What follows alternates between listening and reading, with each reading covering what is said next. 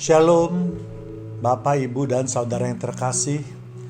Hari ini kita akan sama-sama mempelajari tentang apa yang terjadi belum lama ini, yaitu adanya persoalan antara dua pendeta yang cukup disegani di Indonesia, yaitu pendeta NN dan pendeta ST. Persoalannya adalah ada yang mengupload kedua pernyataan dari kedua pendeta tersebut, sehingga silang pendapat terjadi dan menjadi ramai di media sosial. Masing-masing kubu membela pendetanya masing-masing. Bahkan ada juga pendeta lain pun yang ikut menanggapi peristiwa tersebut dengan membela satu pihak, di mana pendapatnya jauh daripada kebenaran Alkitab. Ketika harga diri terinjak, maka semua yang diajarkan di atas mimbar menjadi hilang, karena emosi lebih menguasai hati dan pikiran kita. Semua itu dapat terjadi karena pelayanan kita ini hanya seperti panggung sandiwara. Kita terus berpura-pura terhadap ajaran firman Tuhan. Untuk itu, marilah kita semua menanggalkan topeng kita, dan dengan hati yang jernih dan pikiran yang tulus kembali ke jalan yang benar. Berusahalah hidup sesuai dengan firman Tuhan. Saya juga tidak ingin menanggapi dengan membela salah satu kubu, karena firman Tuhan menyatakan kalau ada perselisihan di antara dua orang, lebih baik kita tidak mengambil sikap. Karena jika kita mengambil sikap manapun juga, pasti akan menimbulkan satu musuh atau menambah satu musuh. Sebaliknya, jika ada persoalan di antara mereka yang tidak kita kenal, maka kita boleh mengambil sikap, karena itu akan menambah satu teman bagi kita. Yang ingin saya bagikan adalah bagaimana sebaiknya sikap kita dalam menghadapi persoalan seperti ini menurut Alkitab. Jangan kita membabi buta membela salah satu kubu dengan mengabaikan firman Tuhan. Janganlah kita jatuh ke dalam dosa hanya karena kita ingin membela kubu kita. Tetapi seharusnya kita berpendapat sesuai dengan firman Tuhan. Apakah dengan membahas persoalan ini maka saya juga ikut campur urusan orang lain? Alkitab mengatakan kita harus memberitahu dosa yang kita ketahui yang diperbuat oleh orang lain. Maka darahnya yang tercurah tidak akan diperhitungkan bagi kehidupan kita. Hal itu kita dapat dilihat di Yehezkiel 33 ayat 8 dan 9. Kalau aku berfirman kepada orang jahat, hai orang jahat, engkau pasti mati, dan engkau tidak berbuat apa-apa untuk memperingatkan orang jahat itu supaya bertobat dari hidupnya, orang jahat itu akan mati dalam kesalahannya. Tetapi aku akan menuntut pertanggungjawaban jawab atas nyawanya daripadamu. Ayat 9.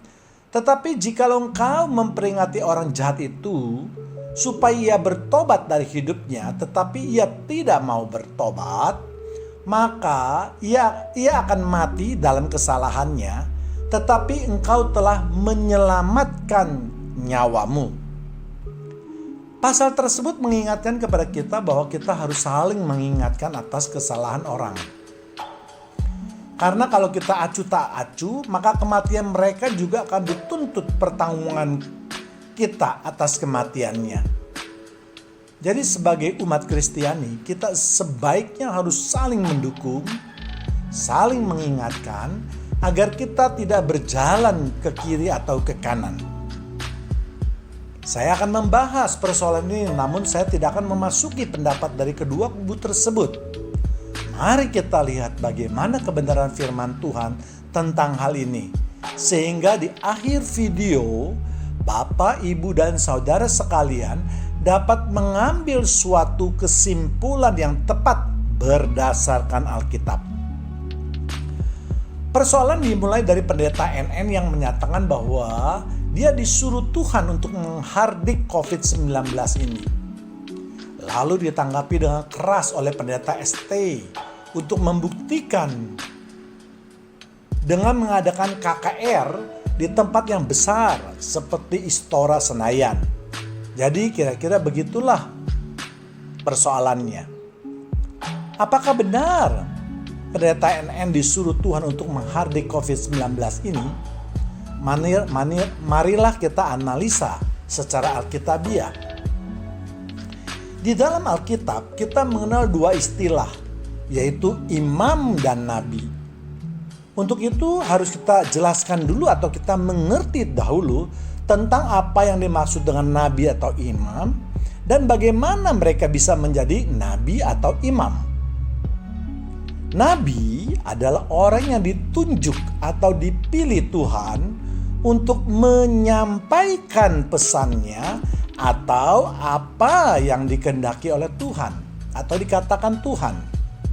Jadi nabi ini adalah pembawa pesan dari Tuhan. Nabi arah beritanya itu dari atas ke bawah, yaitu dari Tuhan kepada umatnya. Sedangkan imam adalah orang yang juga ditunjuk atau dipilih oleh Tuhan, tetapi untuk membawa pesan dari umat kepada Tuhan. Jadi imam ini arah beritanya dari bawah, yaitu dari manusia ke atas ke Tuhan. Jadi ada perbedaannya di sini. Apakah seorang nabi pasti menjadi imam, atau seorang imam pasti juga seorang nabi? Atau apakah jika seorang nabi itu pasti merangkap juga menjadi imam, atau sebaliknya imam juga merangkap menjadi seorang nabi? Yang harus kita perhatikan saat ini, di dalam kehidupan nyata, banyak gembala atau pengkhotbah menyatakan dirinya sebagai seorang yang ditunjuk oleh Tuhan, atau mereka mengaku mewakili Tuhan untuk membawakan firman-Nya. Mereka merasa jika sudah diresmikan melalui sekolah pendeta atau upacara khusus, maka mereka merasa resmi menjadi nabi atau imam. Ya, itu boleh-boleh saja, tapi itu hanya diakui di dunia ini. Kalau kita lihat, peresmian tersebut juga dilakukan oleh manusia biasa yang belum tentu mendapatkan perkenanan atau pewahyuan dari Tuhan. Walaupun di dalam, katakanlah di dalam pentahbisan tersebut memakai nama di dalam nama Tuhan Yesus, maka belum pasti itu mendapatkan perkenanan dengan Tuhan. Sama seperti sekarang, banyak sekali pendeta juga berdoa atau bernubuat atau mau membuat mukjizat mengatakan di dalam nama Tuhan. Namun semuanya itu tidak pernah terjadi. Sebab jika mendapatkan perkenanan dari Tuhan, maka kehidupan pendeta tersebut yang pertama-tama itu harus berubah terlebih dahulu. Harus menyerupai Tuhan. Jadi mudah saja bagi orang Kristen untuk menilai siapapun juga. Asal kehidupan lamanya sudah mati dan kehidupan barunya muncul seperti Yesus, kehidupan Yesus maksud saya, maka dia itu pasti mendapat kuasa dari Yesus. Artinya dia dapat mengalahkan kuasa kegelapan. Kita lihat di Lukas 10:19. Sesungguhnya aku telah memberikan kuasa kepadamu untuk menginjak ular dan kalajengking, dan kuasa untuk menahan kekuatan musuh, sehingga tidak ada lagi yang membahayakan kamu. Jadi dalam ayat tersebut kita lebih diperkuat untuk menghadapi musuh-musuh yang bukan terlihat. Dan juga untuk melindungi kehidupan kita dari musuh-musuh yang juga belum tidak terlihat. Mengapa saya mengambil ayat tersebut dan bukan ayat yang untuk membuat mukjizat atau kesembuhan? Apakah mereka juga bisa membuat mukjizat, menyembuhkan orang sakit dan bernubuat untuk menjadi kenyataan? Oh, itu sangat bisa. Namun harus kita ingat bahwa kuasa kegelapan pun juga bisa melakukan hal-hal tersebut. Untuk itu hendaklah jemaat Tuhan harus memeriksa dengan cermat Apakah kuasa yang diperoleh dari Tuhan atau dari kuasa kegelapan? Untuk itulah kita harus berdoa untuk mendapatkan kasih karunia, yaitu untuk membedakan roh. Namun pada kenyataannya di lapangan banyak orang yang termasuk pendeta maupun hamba Tuhan yang mengatakan mendapat perintah atau disuruh atau difirmankan Tuhan untuk berbuat sesuatu. Namun ternyata tidak menjadi kenyataan. Misalnya yang dilakukan oleh pendeta NN tadi. Dia mempergunakan perumpamaan ketika murid-murid Yesus berada di perahu bersama Yesus. Lalu angin topang datang. Mereka begitu panik lalu membangunkan Yesus setelah berkata kita akan binasa. Kemudian Yesus menghardik angin dan danau itu. Kemudian menjadi tenang. Apakah yang dikatakan oleh pendeta NN itu langsung terjadi? Ternyata tidak.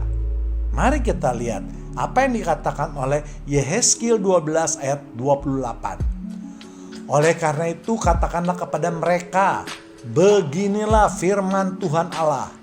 Tidak satu pun dari firmanku akan ditunda-tunda. Apa yang kufirmankan akan terjadi. Demikianlah firman Tuhan Allah.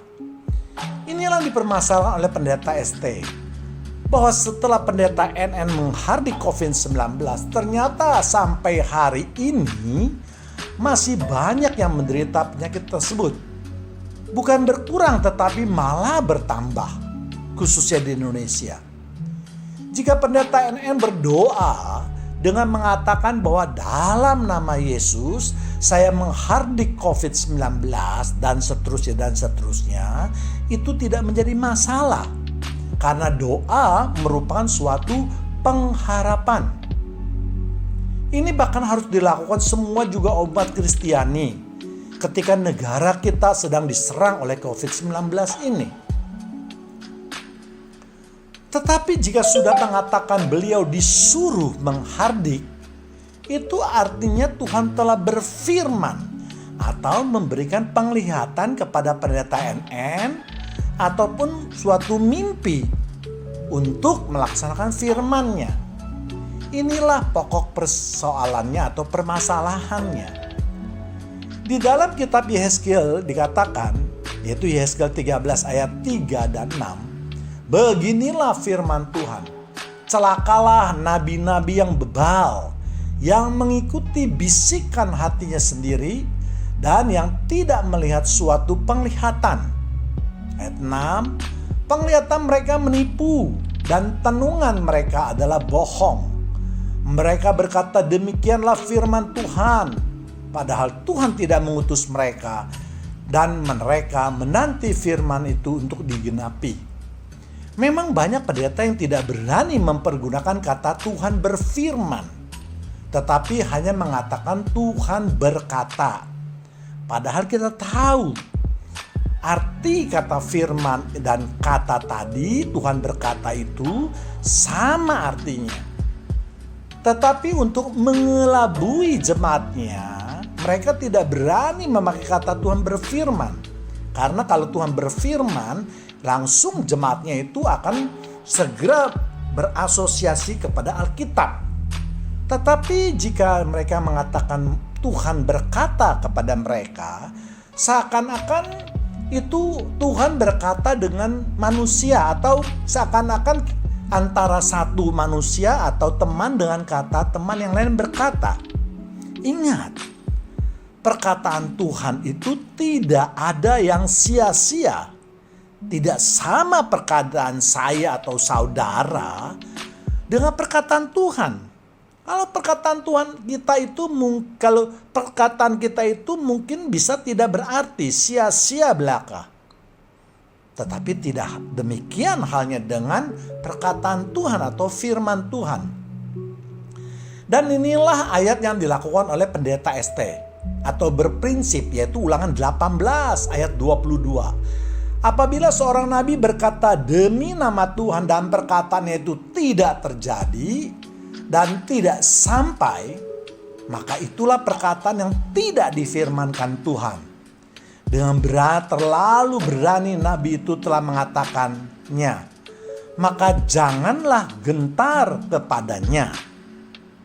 Bahkan di kitab Keluaran lebih keras lagi, yaitu di Ulangan 18 ayat 20.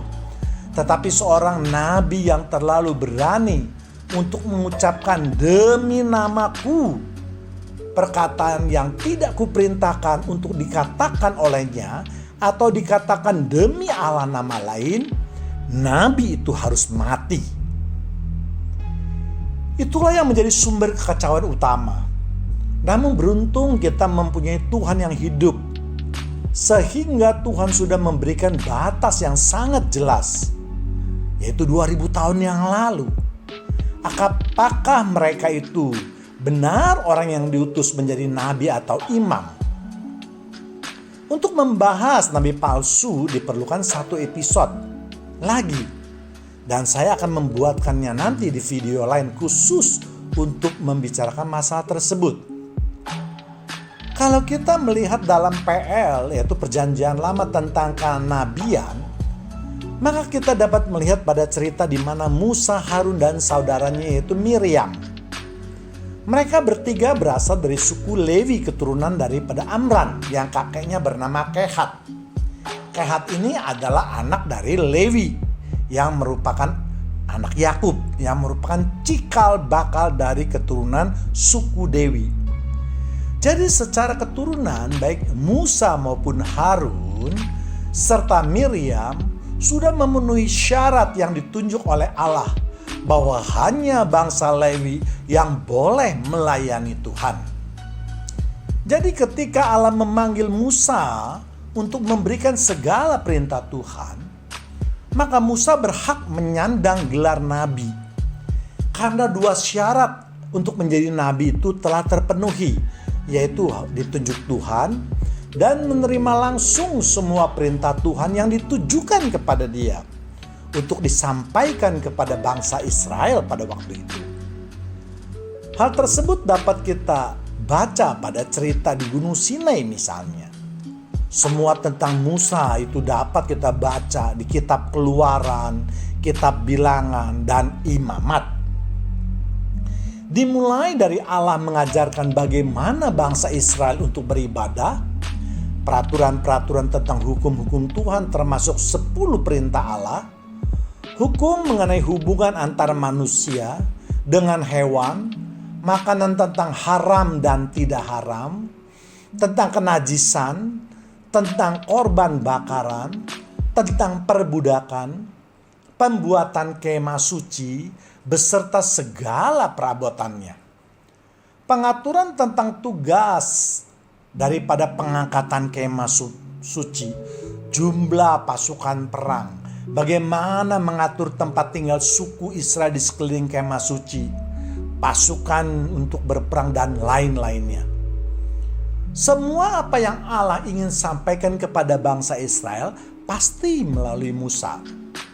Apakah Allah tidak dapat menyampaikan pesannya sendiri kepada bangsa Israel? Jawabannya adalah sangat bisa.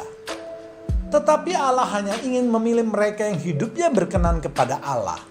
Dan juga Allah mempunyai maksud atau misi, yaitu harus ada seseorang yang menjadi pemimpin dari bangsa Israel yang harus dihormati atau ditakuti. Lalu bagaimana dengan Harun dan Miriam? Harun meneruskan apa yang diterima Musa dari Allah. Jadi Harun tidak menerima langsung perintah dari Allah. Memang kadang-kadang bersama Musa, Harun bertemu Allah. Tetapi semua pesan atau perintah hanya ditujukan atau disampaikan kepada Musa. Harun dan para tua-tua bangsa Israel hanya menjadi saksi saja. Jadi jelas Harun tidak dapat disebut nabi, walaupun sering bersama Musa bertemu dengan Tuhan. Jadi untuk para pendeta atau hamba Tuhan, hendaklah jangan tergesa-gesa menganggap dirinya sebagai nabi, karena harus ada dua syarat tadi, yaitu ditunjuk oleh Tuhan dan Tuhan berfirman atau memberikan penglihatan atau mimpi kepada mereka. Memang benar Allah telah memilih Harun beserta keluarganya untuk jabatan imam dan imam besar. Dan pentahbisannya dilakukan oleh Musa yang mewakili Allah. Jadi jabatan Musa itu lebih tinggi daripada Harun. Walaupun secara perhitungan di keluarga, Harun adalah kakak Musa. Hal ini dapat kita lihat di kitab Keluaran 4 ayat 14. Maka bangkitlah murka Tuhan menghadap Musa dan ia berfirman, bukankah di situ Harun orang Lewi itu kakakmu? Jadi bolehkah Harun menganggap dirinya menjadi nabi di samping imam? Jelas tidak boleh. Di kitab Bilangan 12 dari ayat 1 sampai 10 diceritakan di dalam cerita tersebut bahwa Harun dan Miriam merasa iri hati kepada Musa. Sehingga mereka bertanya apakah Tuhan hanya berfirman melalui Musa.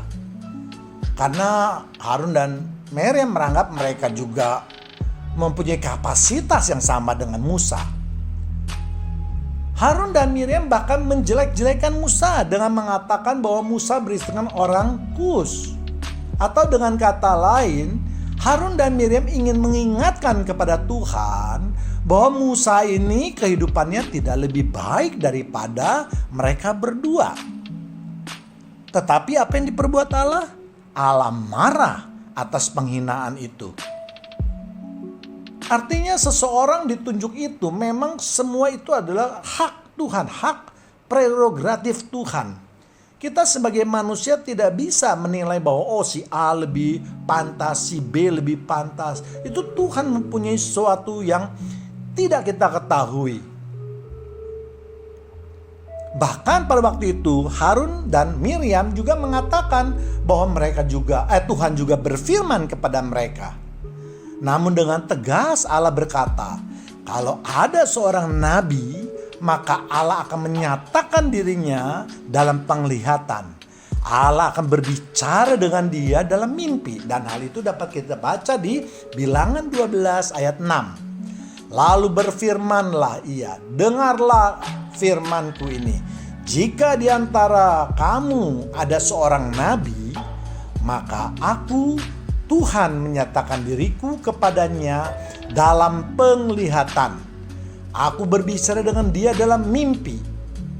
Jadi harus ada 4 faktor sebagai tanda jika seseorang itu dapat dianggap sebagai nabi. Yang pertama yaitu Tuhan yang menunjuk, bukan manusia. Seperti yang dilakukan oleh Tuhan terhadap Musa dan Harun. Itu dua-duanya ditunjuk. Tuhan akan menyatakan dirinya dalam penglihatan atau dengan kata lain Tuhan menampakkan dirinya. Hati-hati. Banyak juga di antara kita menyatakan bahwa Tuhan itu telah memberikan mimpi kepada kita. Padahal itu bukan merupakan penglihatan yang berasal daripada Tuhan, tetapi hanya berupa buah tidur saja. Tuhan juga akan berbicara lewat mimpi tersebut kepada nabi. Yang ketiga ini. Yang keempat, dan apa yang dikatakan nabi tersebut tentang firman Tuhan akan menjadi kenyataan. Karena firman Tuhan ya dan amin. Dan tadi sudah kita lihat ayatnya. Namun yang menjadi masalah sekarang adalah banyak pendeta atau hamba Tuhan yang mengatakan bahwa semalam Tuhan telah berbicara dengan dia. Atau ada yang mengatakan setiap hari bahkan. Dan apa yang dibicarakan juga tidak jelas. Yang isinya hanya untuk menyatakan bahwa pendeta tersebut hebat, dipakai oleh Tuhan, dan lain-lain. Jadi secara tidak langsung, dia sudah mencuri kemuliaan Tuhan. Atau pendeta juga baik mengaku telah diberi mimpi-mimpi oleh Tuhan. Untuk melakukan ini dan itu, bernubuat ini dan itu. Namun semua yang dikatakannya tidak pernah terjadi. Karena jemaatnya tidak mengerti isi Alkitab, mereka bangga dengan pendeta-pendeta yang seperti ini. Dengan demikian maka si pendeta akan terus memakai kata-kata tersebut atau cara-cara seperti ini untuk menyihir jemaatnya. Akhirnya terjadilah pengagungan atau pengkultus individuan terhadap pendeta ini. yaitu apa yang dikatakan pendeta itu adalah benar. Ini adalah penyembahan berhala, saudara-saudaraku. Penyembahan berhala yang sangat dibenci oleh Tuhan, dan hukumannya itu yang paling berat di antara semua dosa yang diperbuat oleh manusia. Saya sekali lagi menegaskan bahwa saya tidak anti terhadap hal-hal tersebut. Bahkan saya mendukung penuh kalau memang itu berasal dari Tuhan. Dan bukan dari perasaan atau pikiran orang itu saja. Bagi saya, silakan saja semua orang boleh berbicara seperti itu. Kita boleh berbeda pendapat. Namun saya akan menantikan akhirnya. Apakah semua itu terjadi atau hanya omong kosong belaka? Benny Hinn adalah contoh yang paling bagus di dalam dunia nyata ini. Ketika memulai pelayanan yang memang beliau sangat dipakai oleh Tuhan. Namun di dalam perjalanan dia telah melenceng. Walaupun masih banyak mukjizat yang diperbuat olehnya. Namun di akhir hidupnya beliau secara jantan, secara nyata, secara berani mengakui kesalahannya dan bertobat. Untuk itu, mari saudaraku, saya ajak semua orang yang pernah melakukan hal-hal tersebut seperti yang dilakukan oleh Benny Hinn untuk segera mengakui kesalahannya dan bertobat. Memang Alkitab mengatakan kita lebih suka mendengar hal-hal yang enak, yang baik, yang menghibur, yang penuh janji-janji, yang penuh dengan mimpi-mimpi, bila dibandingkan dengan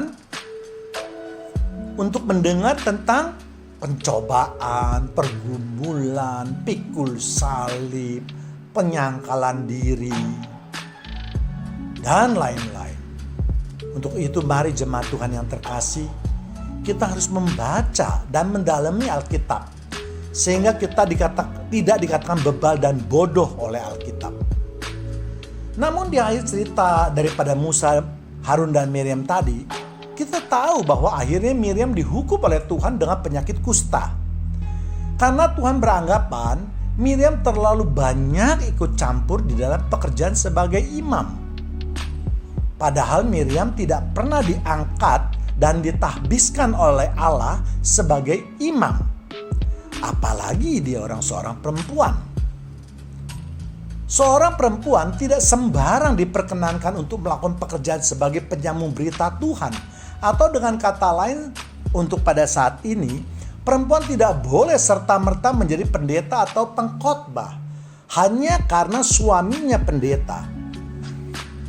Tidak baik membuat dinasti keluarga untuk suatu pelayanan di gereja, di mana suami istri sebagai pendeta, keuangan dikuasai oleh anak-anaknya, majelis dikuasai juga oleh saudara-saudaranya.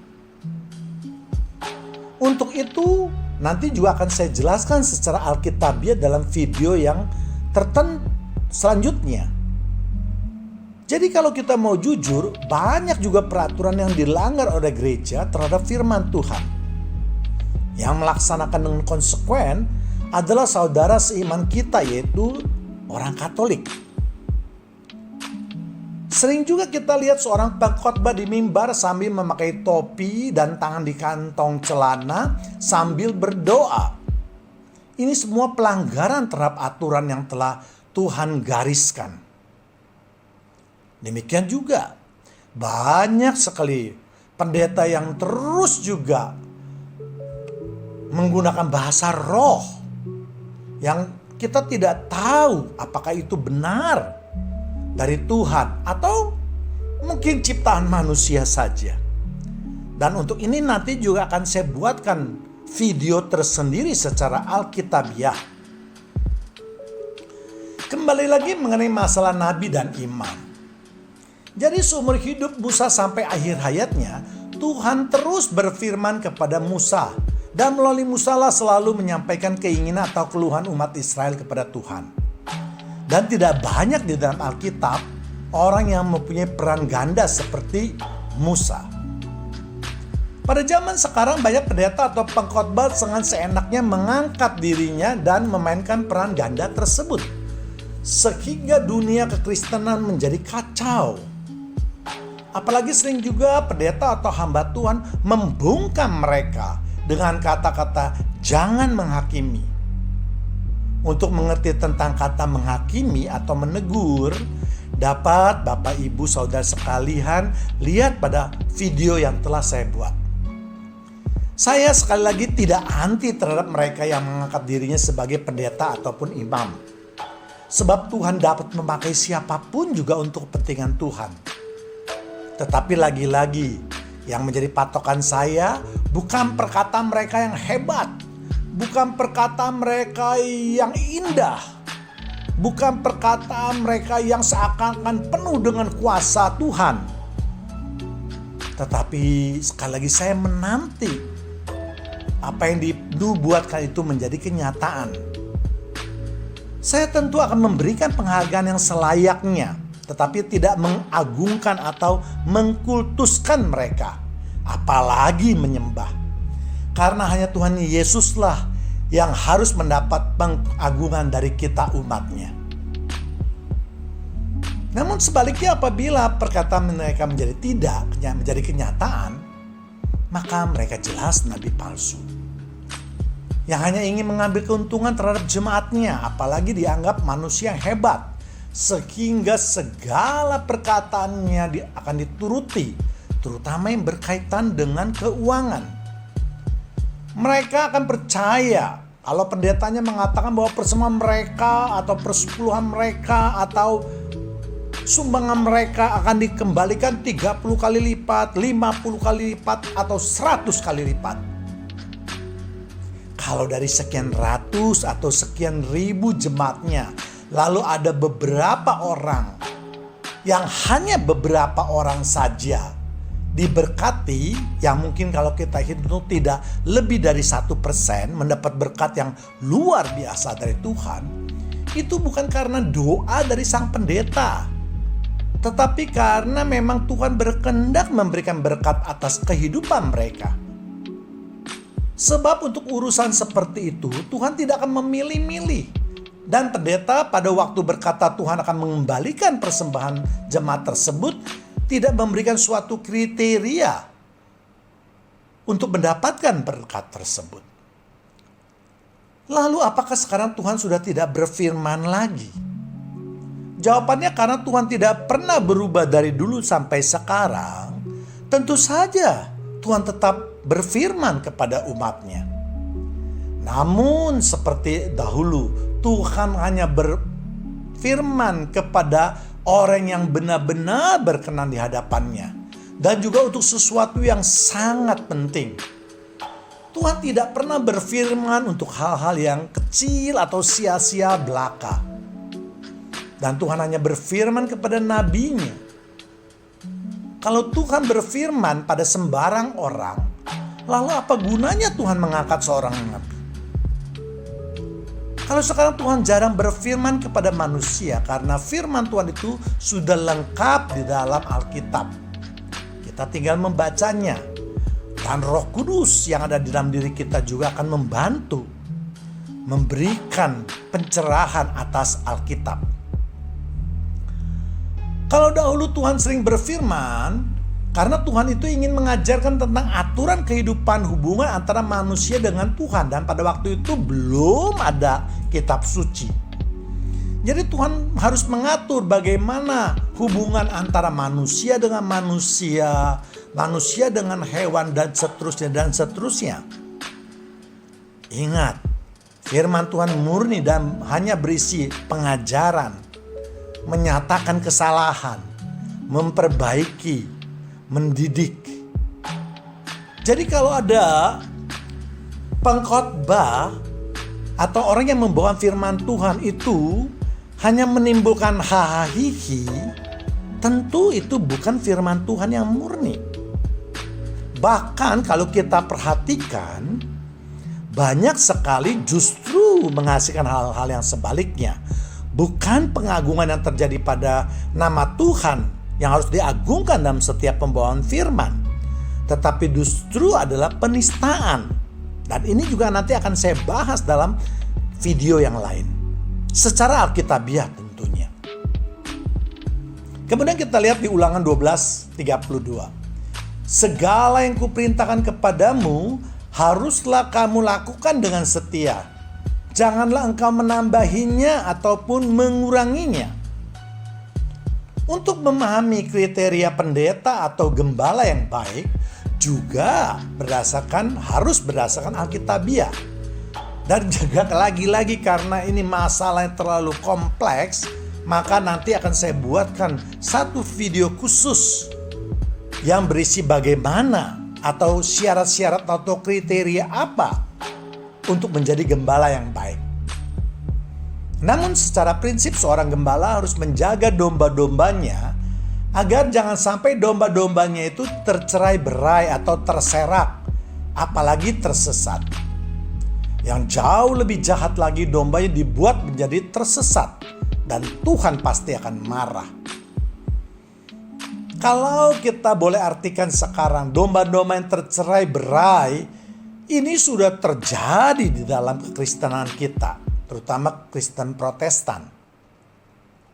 Banyak sekali gereja yang terpecah hanya karena adanya perbedaan pendapat. Bahkan ada yang ribut karena masalah keuangan.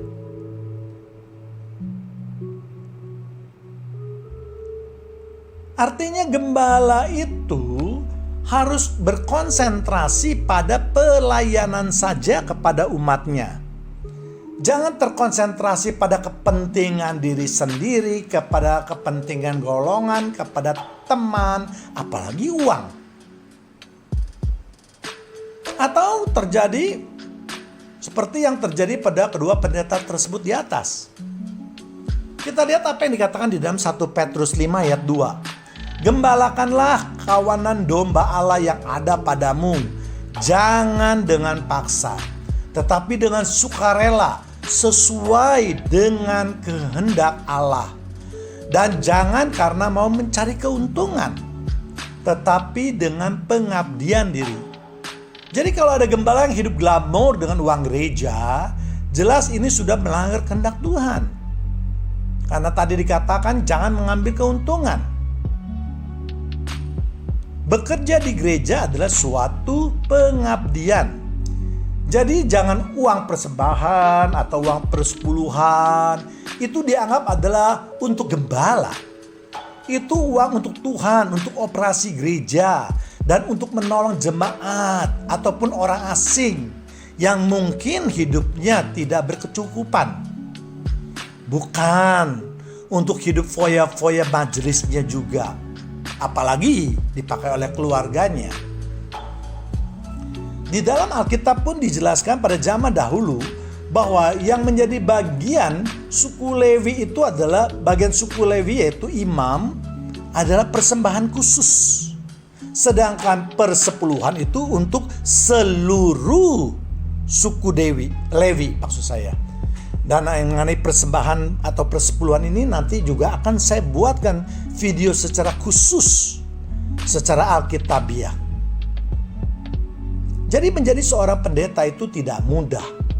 Bukan hanya bisa bercuap-cuap di mimbar atau sebagai pengkhotbah, tetapi hidupnya harus sesuai dengan kehendak Tuhan.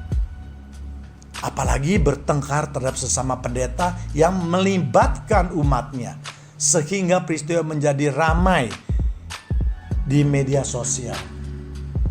Di dalam Alkitab dikatakan yaitu di 2 Timotius 2 ayat 24. Sedangkan seorang hamba Tuhan itu tidak boleh bertengkar. Tetapi harus ramah terhadap semua orang. Bukan hanya pada mereka yang kaya, pada mereka yang bisa memberikan persembahan banyak, bisa memberikan PK di dalam amplop yang tebal. Ia harus cakap mengajar, artinya juga ia bukan hanya bisa bercuap-cuap di mimbar, tetapi harus benar-benar mendalami firman Tuhan. Kemudian dikatakan juga sabar. Ayat 25. Dan dengan lemah lembut dapat menuntun orang yang suka melawan. Sebab mungkin Tuhan memberikan kesempatan kepada mereka untuk bertobat. Dan memimpin mereka sehingga mereka mengenal kebenaran. Jadi jelas di Alkitab dikatakan bahwa seorang hamba Tuhan itu tidak boleh bertengkar. Artinya pendeta itu jangan membuat masalah sehingga menghasilkan keributan. Tidak boleh bertemperamental tinggi. Harus rendah hati dan rendah diri. Harus ramah terhadap semua orang. Ya harus sabar dan cakap mengajar. Artinya dia harus membuat kehidupan umatnya menjadi lebih baik dan bersedia untuk menjawab semua pertanyaan umatnya yang berhubungan dengan firman Tuhan maupun perilakunya yang dikaitkan dengan firman Tuhan.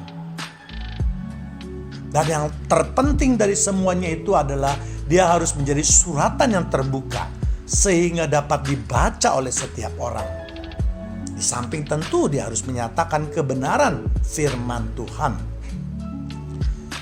Jadi setiap persoalan kita selalu berpatokan pada firman Tuhan. Maka tidak ada persoalan yang tidak dapat diselesaikan dengan baik. Yang diperlukan hanyalah kerendahan hati untuk bertobat. Sehingga mereka mengenal kebenaran. Bukan karena nama besar atau ketenaran mereka. Ingat, semuanya itu hanya diakui di dunia. Dan itu tidak berharga di hadapan Tuhan. Demikianlah pemberitaan firman pada kesempatan ini. Tuhan Yesus memberkati kita semua. Amin.